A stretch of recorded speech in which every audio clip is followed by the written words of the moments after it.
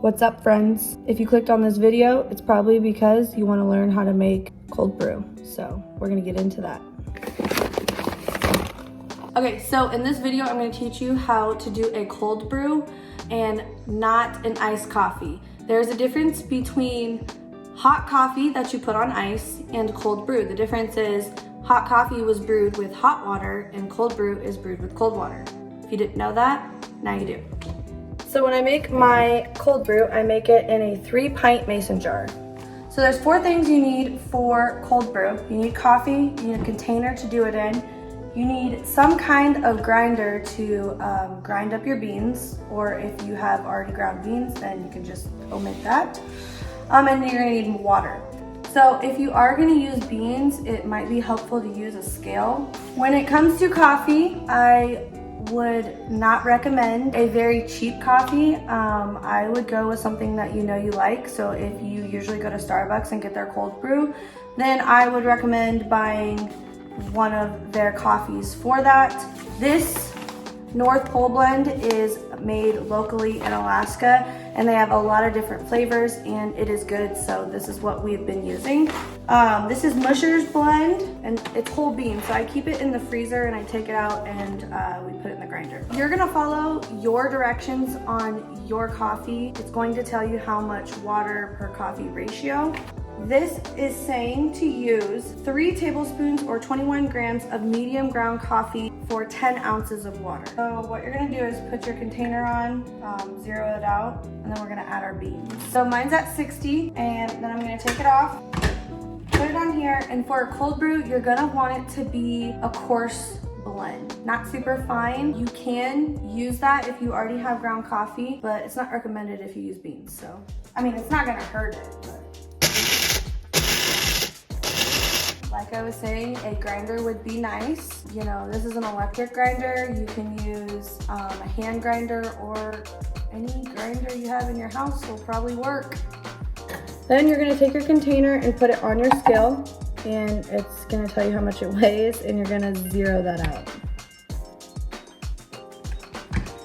And we're gonna take our grounds and we're gonna put them in here, and then we're gonna add our ratio of water.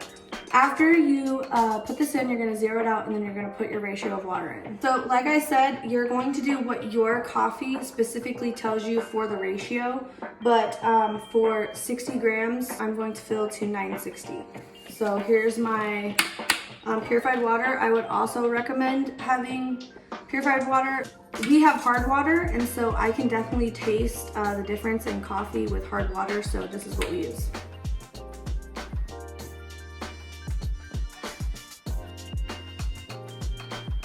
All right, so after that, you're gonna put your lid on. Make sure it's on nice and tight. You can stir it, but I just like to shake it up. You wanna make sure that all of the grounds are going to be wet, and then you just put it in your fridge and let it sit. So you can let it sit for 6 hours, you can let it sit for 12 hours, you can let it sit for 24.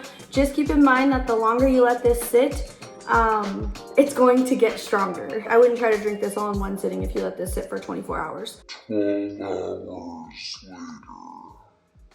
After you brew this 12 or 24 hours, whichever you choose, you're going to want to strain it. I have a pour over coffee maker. I don't have an electric one, so this strainer is really nice to use, and it catches everything. This is what it looks like after it's been brewing.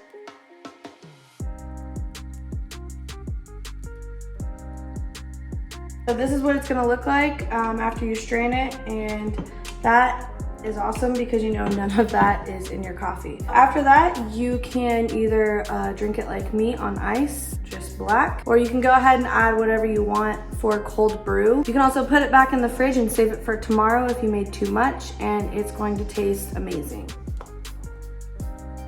Now this is how I usually drink my coffee, but you can go ahead and you could put syrup. Brandon's got a few over here that he likes to use. You can put milk, you can put whatever it is in your coffee that you put in it. So comment down below what your favorite coffee is from whatever coffee shop you go to, whether that be Starbucks, a local place, Dunkin'. What is it that you get? Because I'm gonna try to recreate some favorites. So if you would like to see me try to recreate some of your favorite drinks, comment down below. Anyways, now you can enjoy your morning.